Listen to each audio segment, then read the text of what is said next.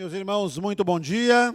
A paz de nosso Senhor e Salvador Jesus Cristo esteja com todos nós. Convido-os a abrirem suas Bíblias na carta aos Romanos, capítulo 5, do 3 ao 5. Romanos 5, do 3 ao 5. Preciso perguntar a quem está aqui à minha direita. O ventilador está incomodando o barulho ou não? Está tudo bem? Tranquilo? Porque esse ventilador aqui é meio barulhento, né? O ar está ligado aqui também, Fábio? O ventinho aí? Então tá bom. Romanos 5, do 3 ao 5. Nós damos sequência ao sermão da semana passada, que nos lembrou então das consequências da justificação pela fé. O que a justificação pela fé produz? Parte 2, então, hoje. Romanos 5, do 3 ao 5. O texto diz: E não somente isto, mas também nos gloriamos nas próprias tribulações, sabendo que a tribulação produz perseverança, e a perseverança, experiência, e a experiência, esperança. Ora, a esperança não confunde, porque o amor de Deus é derramado em nosso coração pelo Espírito Santo que nos foi outorgado. Que o Senhor nos abençoe com a leitura e a exposição da sua santa palavra. Crianças, especialmente vocês, crianças. Eu preciso dizer uma coisa para vocês que não é muito legal. Posso falar? Na vida a gente vai sofrer um pouquinho. A vida não é só tudo bem. Tem sofrimento na vida. Sabiam disso? Sim? Sabiam? Vocês sabem, podem dar um exemplo para mim de um homem que sofreu, e sofreu bastante, muito, mesmo não merecendo sofrer? Não ouvi. Jesus. Jesus, como nós lembramos hoje, é o Rei dos Reis e Senhor dos Senhores. É o Rei sobre todos os reinos deste mundo. E mesmo ele sendo quem é, ele sofreu, e sofreu bastante. E por que Jesus sofreu?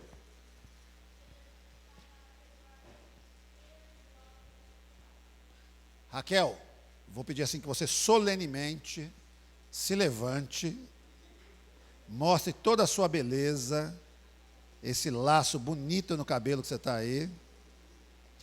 Diga agora bem alto para nós, por que Jesus sofreu?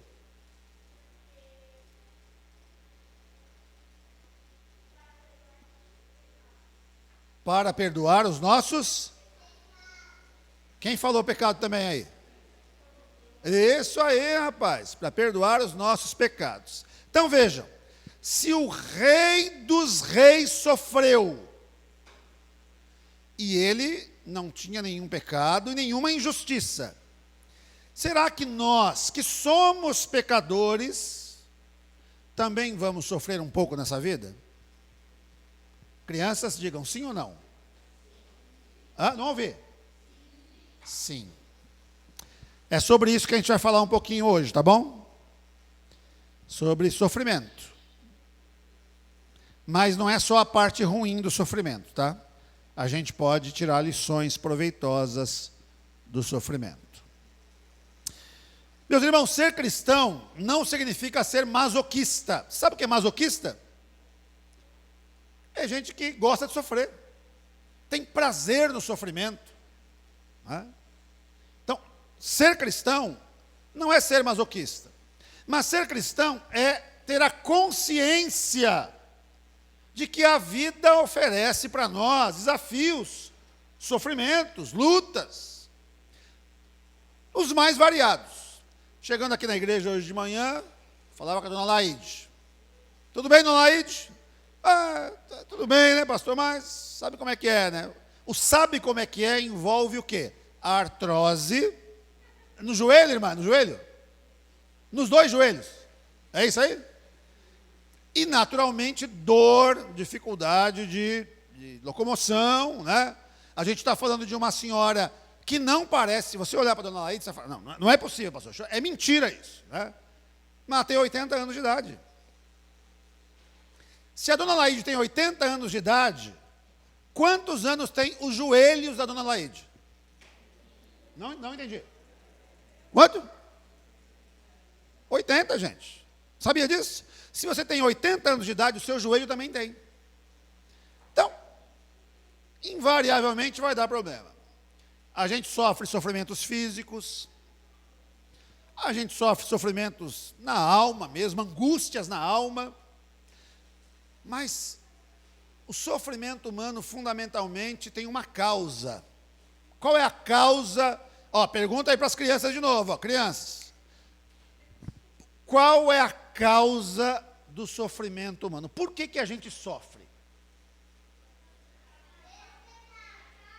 Por causa do pecado, porque o ser humano pecou contra Deus. As crianças estão jóia aí, dando lição na gente aí, viu? Porque o ser humano pecou contra Deus. Mas aqui no texto, olha que coisa curiosa, né? Na semana passada nós falamos que nós devemos nos regozijar na esperança da glória de Deus, né? Ou seja, nós nos alegramos, nós nos regozijamos em uma visão de futuro, aquela bendita visão da esperança da glória de Deus. A glória de Deus finalmente vai se manifestar em toda a sua plenitude. Então, é um olhar esperançoso para o futuro, para frente. Mas aí Paulo muda a chave e diz o seguinte, mas a gente também deve se gloriar no presente. A gente deve se alegrar também no presente, no aqui e agora, inclusive nos sofrimentos desse tempo presente. A esperança do porvir não esconde as tribulações do tempo presente, mas ela revela a nossa atitude, como nós reagimos às tribulações do tempo presente. Se é verdade, as crianças já disseram para a gente, confirmaram isso, se é verdade que a gente vai sofrer um pouco nessa vida, como nós lidamos com o sofrimento? Como nós reagimos ao sofrimento? Paulo então prossegue no tema, alegrar-se e gloriar-se, que introduziu no final do capítulo 2. O crente não apenas se gloria na esperança dos dias vindouros, na glória eterna, mas também se gloria aqui e agora, se gloria nas tribulações. Silípsis é a palavra no grego. E por mais que alguns queiram esconder ou descaracterizar essa verdade, por mais que em muitos púlpitos, igrejas, as pessoas digam, não tem sofrimento. O verdadeiro crente não tem sofrimento. O verdadeiro crente pode se ver livre de sofrimentos. A vida cristã não tem sofrimentos. Por mais que alguém queira maquiar a verdade, ela está nua e crua diante de nós, porque nós a experimentamos.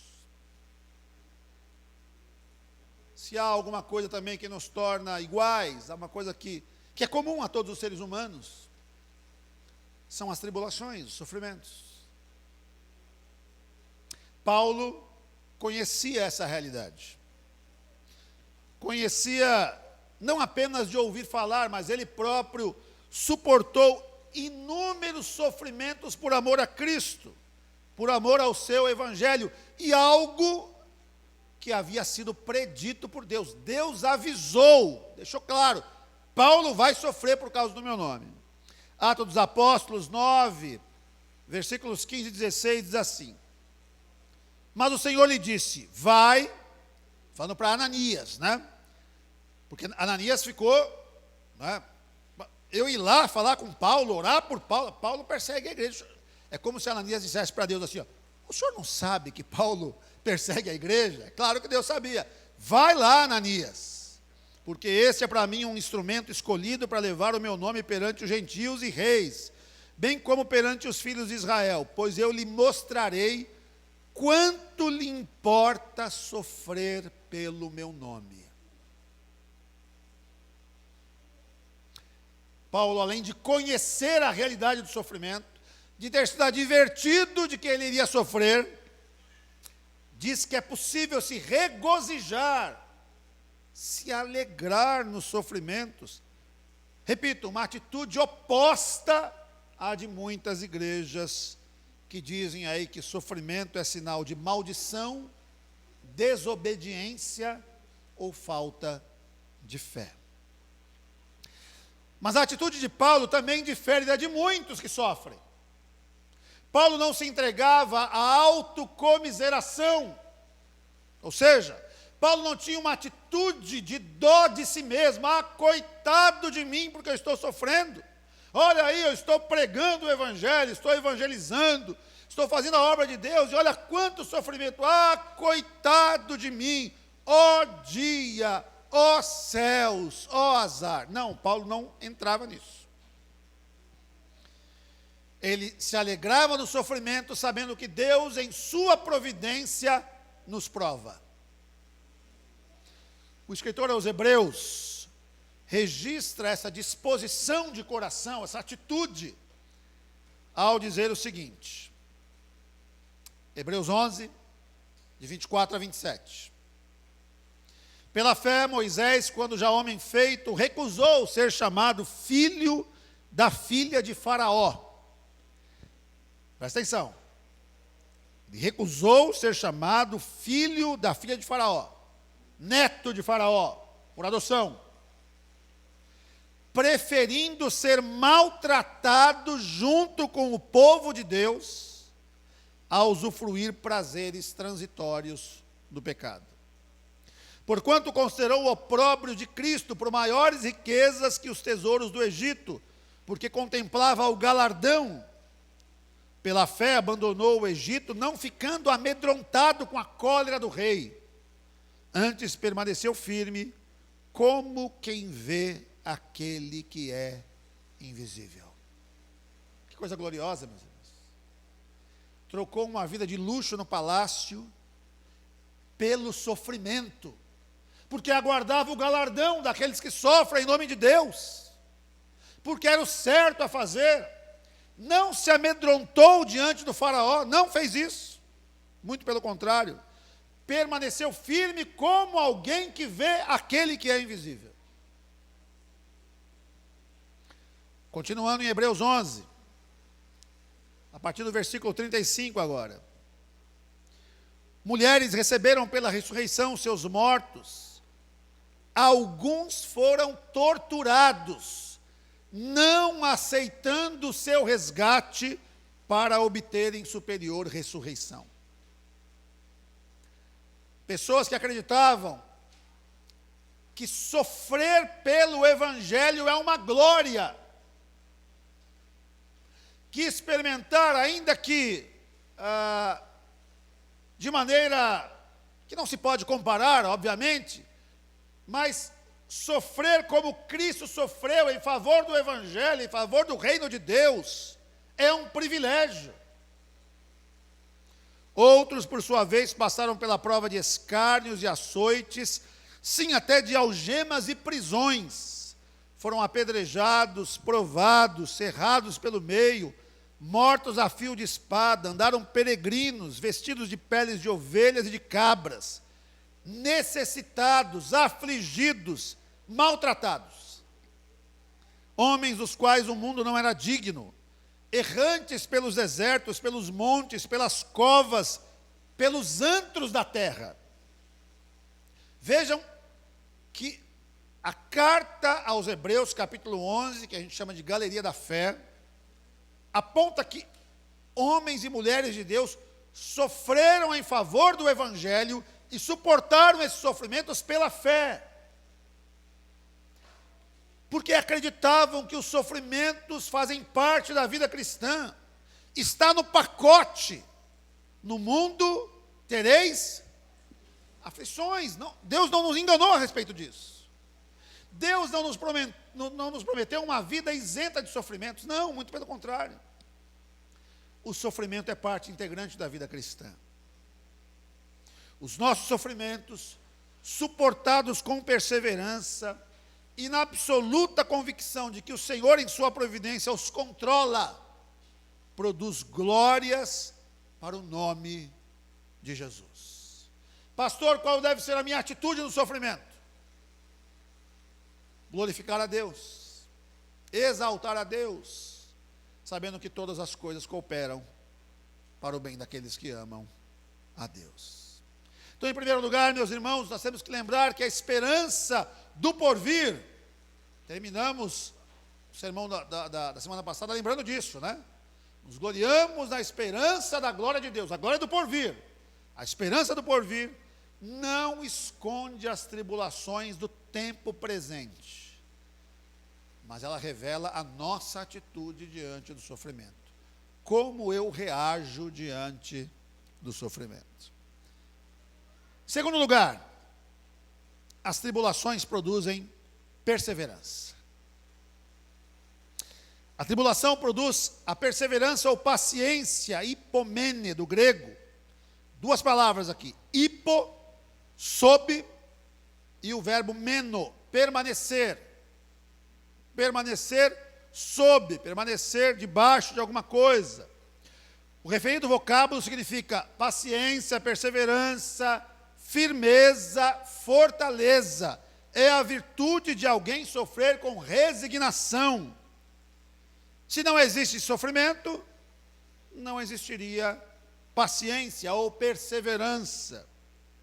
Quando Paulo diz que a tribulação produz perseverança, naturalmente tem em mente as tribulações que são próprias da nossa obediência a Cristo. Ou seja, tribulações específicas, que não são fruto da nossa desobediência, do nosso orgulho, do nosso relaxo, enfim, do nosso pecado.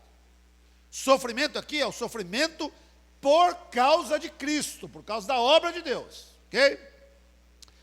A Bíblia tem exemplos disso? Tem muitos exemplos. Mateus 10, 22. Mateus 10, 22. Vocês estão aqui, né, gente? Está calor, né? Negócio meio abafado aqui, vai dando aquela moleza. Acorda aí, hein? Dorme não. Mateus 10, 22. Sereis odiados de todos por causa do meu nome. Aquele, porém, que perseverar até o fim, esse será salvo. O que perseverar até o fim será salvo. 2 Coríntios 1, 5 e 6. Porque assim como os sofrimentos de Cristo se manifestam em grande medida a nosso favor, assim também a nossa consolação transborda por meio de Cristo. Mas se somos atribulados, é para o vosso conforto e salvação. Se somos confortados, é também para o vosso conforto, o qual se torna eficaz, suportando vós com paciência, ou com perseverança, os mesmos sofrimentos que nós também padecemos. Paulo, escrevendo aos Coríntios, diz que eles deveriam suportar com paciência ou perseverança os mesmos sofrimentos que os apóstolos sofriam. Ou seja, ele está dizendo, nós apóstolos sofremos por Cristo, vocês também sofrerão por Cristo, nós também sofreremos por Cristo, mas como eu devo suportar isso? Com paciência, com perseverança. As próprias tribulações produzem isso em nós, perseverança, paciência. Mais um texto, Tiago 1, 2 a 4. Tiago faz coro com Paulo. Olha o que Tiago diz. Meus irmãos, tende por motivo de toda alegria, o passardes por várias provações. Sabendo que a provação da vossa fé, uma vez confirmada, produz perseverança. Ora, a perseverança deve ter ação completa, para que sejais perfeitos e íntegros e em nada deficientes. Repito, Paulo está tratando de sofrimentos que não são causados pelos nossos pecados, sofrimentos em favor da obra de Deus, do nome de Cristo, do Evangelho de nosso Senhor. É o sofrimento que advém da nossa condição de sermos cristãos. A gente sofre também pelos nossos próprios erros? Sim ou não, irmãos? Sofre. Quem já não desobedeceu aos pais, e essa desobediência lhe custou caro, lhe colocou em apuros? Quem já não mentiu, e essa mentira levou você a situações desagradáveis? Quem já não se deixou levar pelos amigos ou pela maioria, resultando no cometimento de pecados que nos envergonharam? São só alguns exemplos dos sofrimentos que a gente pode enfrentar no nosso cotidiano, mas sofrimentos advindos do nosso pecado. Não é isso que Paulo está dizendo. Paulo está dizendo o seguinte: há uma glória em sofrer por Cristo. É possível se alegrar nos sofrimentos em favor de Cristo, no nome de Cristo. E esses sofrimentos produzem em nós perseverança, paciência. Sobretudo porque sabemos que esses sofrimentos são sofrimentos do tempo presente. Eles terão fim? Sim, eles terão fim. Quando o Rei dos Reis se manifestar em toda a sua glória, como lembramos mais uma vez hoje aqui, todo sofrimento terá fim. Quando partirmos dessa vida para a vida eterna, todo sofrimento terá fim. São sofrimentos desse tempo presente, desta vida que levamos aqui.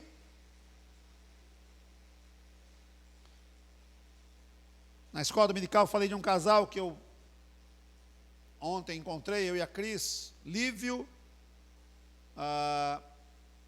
e Cássia. Ela estudando medicina em Buenos Aires, Argentina. Já pessoas maduras, né? Lívio 56 anos, a Cássia 54, o sonho da vida era estudar medicina. Foi para lá, fazer medicina. E aí, em dado momento, estourou a pandemia. Eles ficaram 7 meses sem poder sair da Argentina. A Argentina teve um dos piores lockdowns do mundo. Fechou tudo. Tinha um aplicativo no celular que apontava aonde você morava, você tinha que registrar onde você morava, e alguns lugares onde você poderia ir. Então, eu vou ter que ir na padaria, eu tenho que ir no açougue, no mercado, eu tenho que ir na farmácia, eu tenho que ir no posto de saúde. É ali. Um raio em que você podia transitar. Se a polícia te pegasse fora dali, advertência. Segunda vez, advertência de novo. Terceira vez, multa. Quarta vez, processo criminal. 7 meses praticamente sem sair de casa. Nesses 7 meses, tudo aconteceu. Tudo. A mãe da Cássia adoeceu, demência. O pai do Lívio teve câncer. Não saiu a aposentadoria dela. Trabalhou 30 anos como biomédica. Pegou uma virada aí na Previdência, né? Não conseguiu a aposentadoria. Não saiu a permanência do Lívio, a residência permanente dele. Então ele não podia nem voltar para o Brasil, nem ficar lá, na realidade, mas não tinha como sair por causa da pandemia. Uma série de coisas aconteceram, uma série de coisas. Eles tinham comprado passagem, bilhete, para visitar o filho nos Estados Unidos, o filho estudando na Universidade Americana. Perderam as passagens, não conseguiram sair. Uma série de sofrimentos. Eu quero traduzir aqui o seguinte: existem sofrimentos na vida, irmãos. A gente sofre. Alguns sofrimentos são causados por nós, alguns sofrimentos são circunstâncias da vida mesmo. Mas Paulo está tratando aqui de sofrimentos por causa de Cristo. Esses sofrimentos produzem em nós perseverança, paciência. E a perseverança produz o quê? Paulo diz que ela produz experiência. Em termos jurídicos, a palavra experiência, dokime, é usada para indicar o processo legal em um tribunal, que é também a prova do resultado do julgamento, ou seja, a aprovação. Nesse texto, então, Paulo tem o intuito de indicar a integridade provada, o estado de quem já foi aprovado em vários testes desafiadores, tal como a prata que é passada 7 vezes no fogo e cada vez se torna mais pura. Alguns tradutores da Bíblia, inclusive, usam a palavra caráter ao invés de experiência. 3 exemplos, né? A Nova Bíblia Viva diz o seguinte: e a paciência desenvolve em nós a força de caráter, e a força de caráter desenvolve em nós a esperança. Nova Versão Internacional, uma versão um pouco mais conhecida: a perseverança, um caráter aprovado, e o caráter aprovado, esperança. E a versão do Rei Tiago, King James, a atualizada: a perseverança produz um caráter aprovado, e o caráter aprovado produz confiança. Assim, a experiência, esse caráter aprovado, assemelha-se à índole de um velho militar, calejado nas batalhas, que é uma condição bem diferente do recruta, não é? Então você vê aquele militar já calejado, sabe aquele filme de guerra mostra sempre bem isso, né? O sargento mais experiente ali, já participou de algumas batalhas, tem medalhas, né, condecorado, e às vezes um tenente novinho, recém-formado da academia, que vai comandar a tropa, né? Então o tenente tem muito conhecimento teórico, e o sargento às vezes tem muita experiência, já passou por uma série de situações, de provações. Essa é a ideia, alguém que passou por tribulações, por testes, e foi aprovado. 2 Coríntios 8, 22. Texto falando sobre Tito. Com eles enviamos nosso irmão, Tito, cujo zelo em muitas ocasiões e de muitos modos temos experimentado. Agora, porém, se mostra ainda mais zeloso pela muita confiança em vós. Paulo está dizendo que Tito foi aprovado, passou por várias situações e foi aprovado. Filipenses 2, 19 a 22. Espero, porém, no Senhor Jesus mandar-vos Timóteo, outro exemplo que Paulo dá, o mais breve possível, a fim de que eu me sinta animado também, tendo conhecimento da vossa situação, porque a ninguém tenho de igual sentimento, que sinceramente cuide dos vossos interesses. Pois todos eles buscam o que é seu próprio, não o que é de Cristo, Cristo Jesus. E conheceis o seu caráter aprovado, pois serviu ao Evangelho junto comigo, como filho ao Pai. Paulo está referendando Timóteo. Timóteo é um homem de caráter aprovado. Timóteo é alguém experimentado.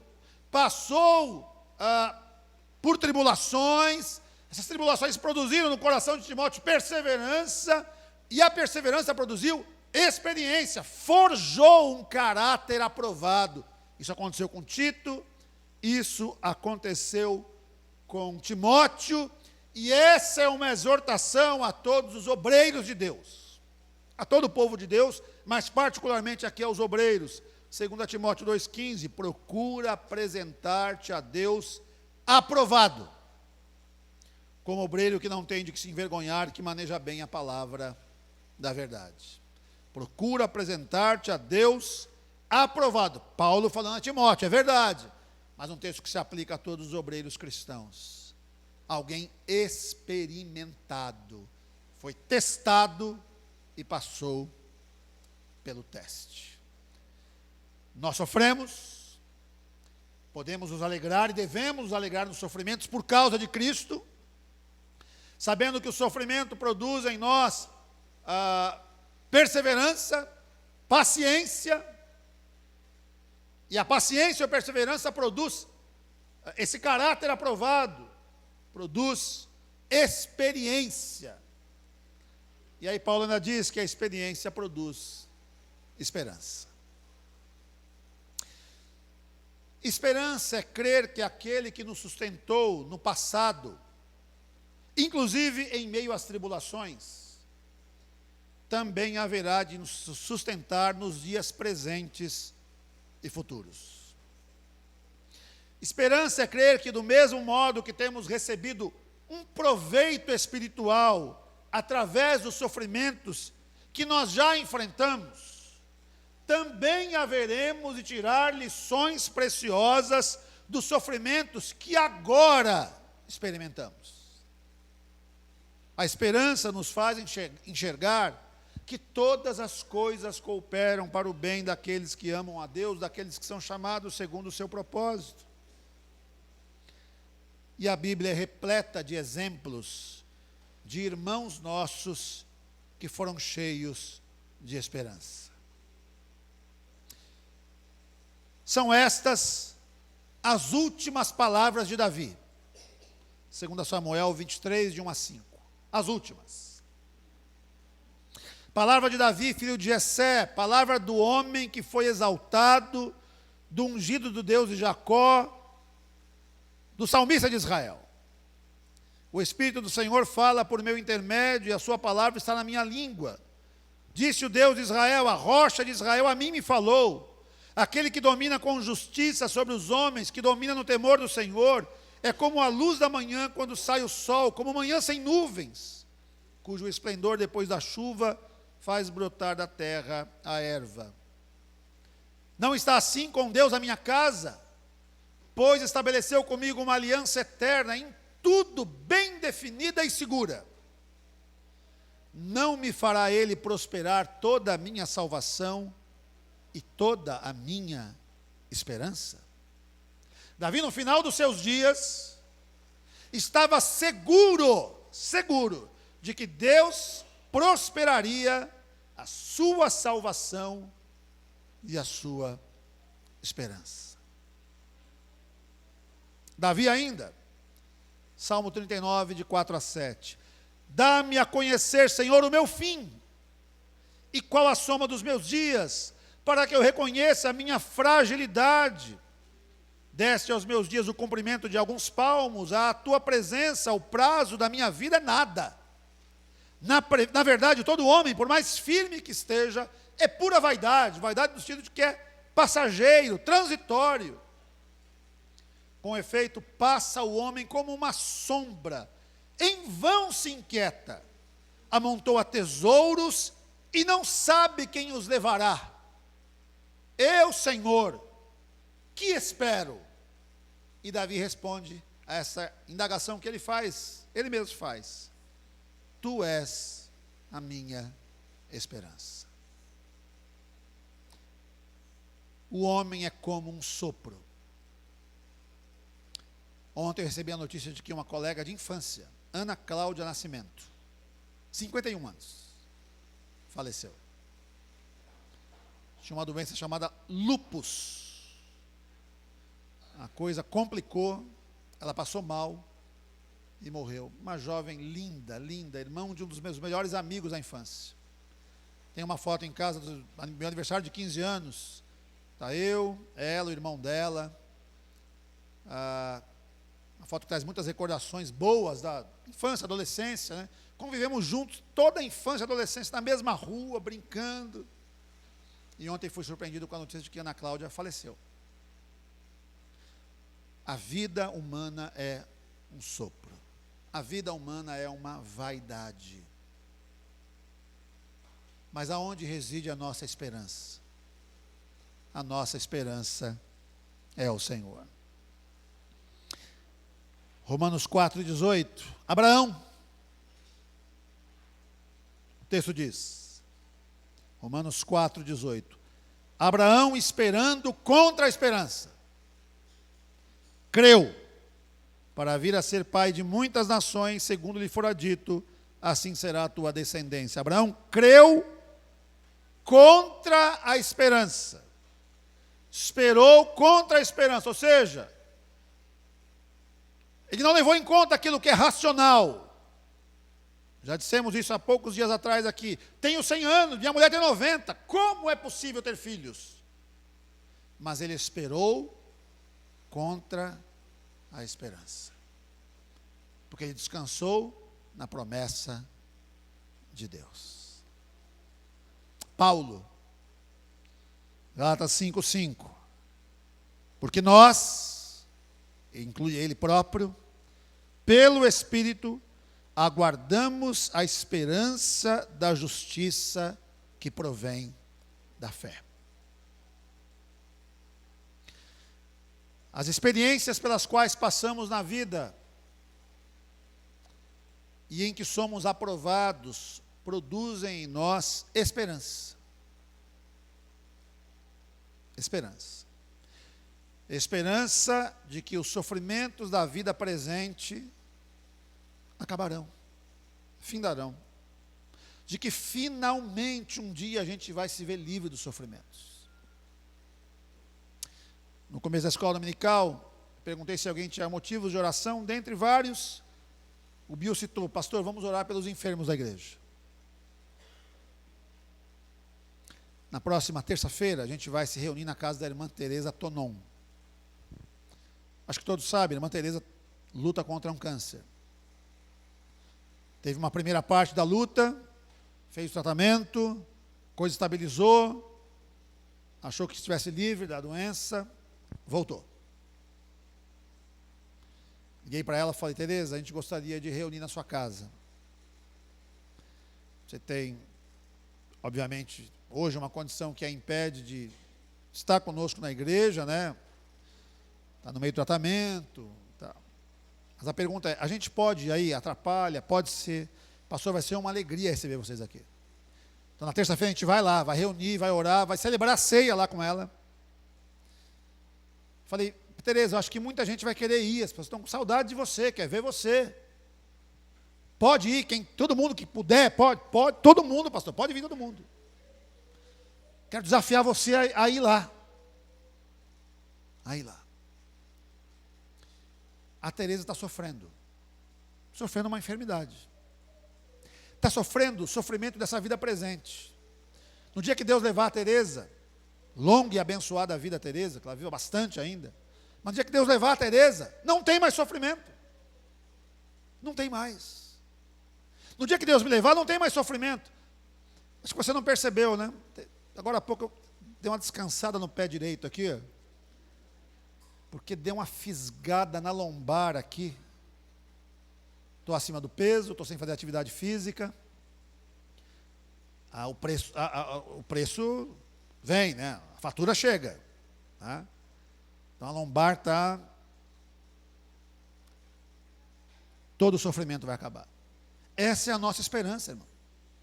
Aliás, Paulo termina dizendo que essa esperança está firmada no amor de Deus que foi derramado em nós pelo Espírito Santo. Essa esperança está firmada, firme, no amor de Deus. Pastor, por que eu posso ter esperança? Porque Deus me ama. Como é que eu sei que Deus me ama? Como é que é possível sentir esse amor? Esse amor foi derramado em nós pelo Espírito Santo. Essa esperança não confunde, não desaponta, não envergonha, katais shuno. Palavra que significa desonrar, desgraçar, desfigurar, desapontar, envergonhar ou humilhar. Nós não seremos humilhados, envergonhados, desapontados, desgraçados, desonrados. Não seremos. Por quê? Porque Deus nos ama. Simples assim. Eu posso ter esperança porque Deus me ama. O meu Pai me ama, Ele cuida de mim. Deus nos confere o seu amor e o seu Espírito derrama esse amor em nós. E esse amor não foi apenas enunciado em palavras, irmãos, mas foi vivido e encarnado na pessoa de Cristo. O mesmo que sofreu por nós, sofreu por amor. João 3,16. Dá para ir juntos? João, não põe não, Fábio. Não, Fábio não. Sem colinha. João 3,16, lembra? Vou dar uma dica. Porque Deus, lembrou? Vamos lá? Porque Deus amou o mundo de tal maneira que deu seu Filho unigênito, para que todo aquele que nele crê não pereça, mas tenha a vida eterna. Tal maneira, a tal maneira foi a entrega sacrificial do seu Filho na cruz do Calvário, por amor a mim, por amor a ti. João 15,13, ninguém tem maior amor do que esse, de dar a alguém a própria vida em favor dos seus amigos. Não somos mais escravos, estranhos, somos amigos. E Deus, em Cristo Jesus, deu a sua vida em favor dos seus amigos. Romanos 5,8, mas Deus prova o seu próprio amor para conosco, pelo fato de ter Cristo morrido por nós, sendo nós ainda pecadores. Ele prova. Ele não apenas diz, ele prova. Eu provo que eu amo vocês. Eu vou entregar meu filho por vocês. Prova do amor de Deus. Termino com um dos textos mais belos da Bíblia. Acho que todos nós temos alguns textos preferidos, aqueles que nos tocam mais, não é? Toda a Bíblia é uma riqueza, mas há textos que a gente é mais familiarizado, que somos mais familiarizados, que nos tocam de fato. Esse é um texto que me toca muito. Aí você coloca aí, viu, Fábio? Agora é para colocar. Romanos 8, do 31 ao 39. Eu vou pedir que vocês coloquem de pé, e nós vamos ler juntos. Romanos 8, do 31 ao 39. Bem pausado, vamos juntos. Vamos lá?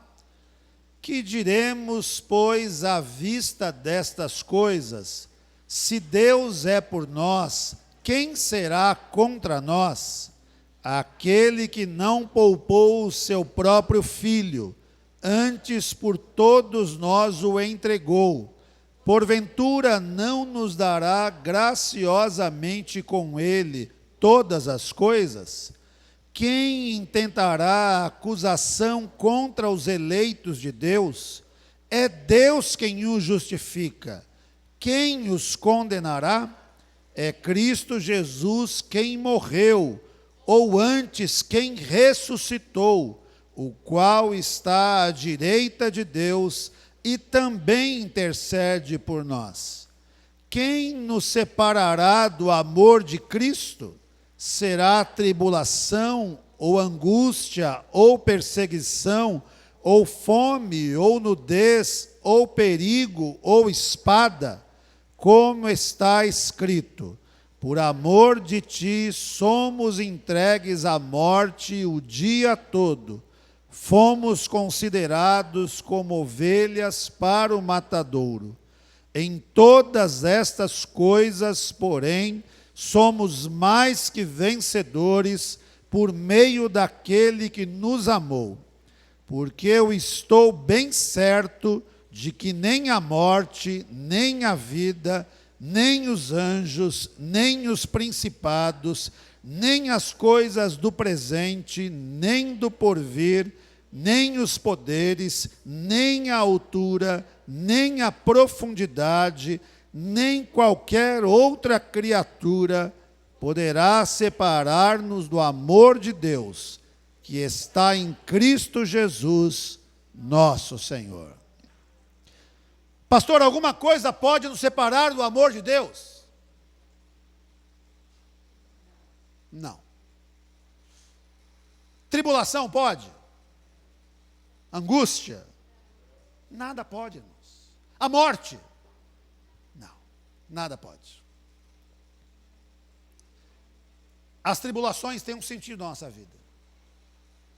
As tribulações vividas por causa de Cristo têm um sentido, têm um porquê na nossa vida. forjam quem somos. Devemos nos alegrar nelas, porque elas produzem em nós condições que fazem com que a nossa vida seja uma vida cristã que glorifica o nome de Deus. Voltando ao texto, as tribulações ou a tribulação produz perseverança, paciência, essa insistência em continuar vivendo, enfrentando as tribulações. Essa perseverança produz experiência, produz um caráter forjado, aprovado por Deus. E essas experiências, esse caráter aprovado produz em nós esperança. E essa esperança não pode ser roubada de nós. Nós não seremos envergonhados por esperar em Deus, de maneira alguma. Porque essa espera repousa no fato de que Deus nos ama e derrama o seu amor em nós através do Espírito Santo, e que nada pode nos separar desse amor. Eu sou amado de Deus, você é amado de Deus, inclusive e especialmente nas tribulações. Pastor, estou passando por tribulações, então Deus não me ama. Não, você está passando por tribulações por amor a Cristo. Deus te ama, e é por isso que Ele permite que você passe. É por isso. Você passa por sofrimentos por causa de Cristo, porque Ele te ama, e porque você também o ama. A gente sofre aqui, meus irmãos, nessa vida. Sofre por causa dos nossos próprios pecados, sofre por causa das circunstâncias que são alheias a nós, alheias. Mas que bom é sofrer por causa do Evangelho. Que bom é sofrer por causa de Cristo. Então, se você for perseguido por causa de Cristo, bem-aventurado você é. Se alguém não gosta de você porque você é crente, porque você tem uma atitude realmente, não só porque diz que é crente, porque tem uma atitude de crente, mesmo pecador, como eu, você se arrepende dos seus pecados, você luta contra os seus pecados. Se você sofre por causa disso, louvado seja o nome do Senhor. Porque Deus nos ama, ama os filhos que sofrem, nos ama no sofrimento, e é Ele quem nos prova no sofrimento, para realçar ainda mais o seu amor por nós. Nós vamos orar. Vamos colocar nossas vidas diante do Senhor. Vamos pedir que Deus nos dê essa condição de olhar para o sofrimento que nós suportamos por amor a Cristo, dessa forma. Como nós lidamos com esse sofrimento? Como lidamos? Do jeito que Paulo diz para a gente lidar aqui. Pai Santo, nós nos colocamos diante do Senhor. Nós consideramos nesta manhã uma realidade, e uma realidade que não nos é estranha. A vida impõe sofrimentos. Mas, ó Deus, Paulo trata aqui de um tipo muito específico de sofrimento. Sofrimento vivido por causa do Evangelho. Sofrimento, as tribulações que são capazes de produzir em nós perseverança, de forjar em crentes cascudos, resilientes, capazes de enxergar que em meio ao sofrimento há um propósito. Nos torna então, ó Deus, crentes perseverantes, pacientes. Faz, ó Pai, com que esta perseverança produza em nós um caráter aprovado. Sejamos nós, homens e mulheres experientes, não neófitos, não gente que ainda bebe leitinho, mas gente experiente, madura na fé. E que isso produza em nós esperança. Uma esperança que está firmada no amor de Deus, um amor que foi derramado em nossos corações pelo Espírito Santo. Que nós nunca duvidemos, nunca, Senhor, nunca duvidemos que o Senhor nos ama. Por maior que sejam os sofrimentos que atravessamos, tanto aqueles que suportamos por causa de Cristo, até mesmo os que suportamos por causa dos nossos erros, ou aqueles que são circunstâncias da vida, que são alheias à nossa vontade, às nossas ações. Mesmo nesses casos, Pai, nos faz saber, nos faz crer de todo o coração que o amor do Senhor está derramado sobre nós pelo Espírito Santo. Que o Senhor prova o seu amor para conosco, enviando o seu Filho para morrer pelos nossos pecados, e que nada, nada, nada, nada pode nos separar deste amor. Obrigado por nos amar. E obrigado por nos lembrar nesta manhã que mesmo nos amando, o Senhor permite que passemos por sofrimentos. Louvado e engrandecido seja o teu nome, em nome de Jesus. Amém. Presbíteros, os irmãos podem se assentar, por gentileza. Bill.